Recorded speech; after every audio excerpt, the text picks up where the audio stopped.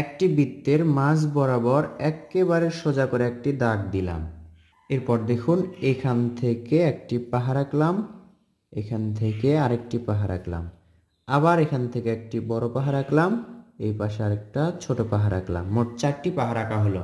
2 পাহাড়ের মাঝে এরকম করে অর্ধবৃত্ত দিলেই সুন্দর একটি সূর্য আঁকা হয়ে যায়।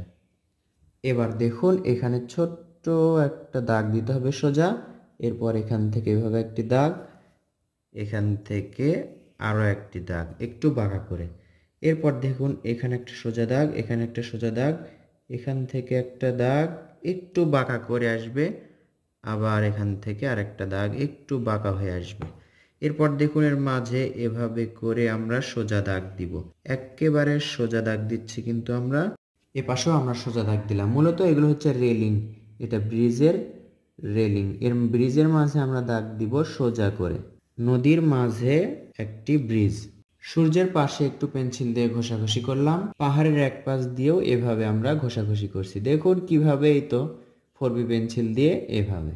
এবার দেখুন ব্রিজের এদিক থেকে একটু ঘষাঘষি করলাম। তো বন্ধুরা, অল্প সময়ে একটি বৃত্তের মাঝে সুন্দর একটি দৃশ্য, ব্রিজ সিনারি আপনাদেরকে এঁকে দেখালাম।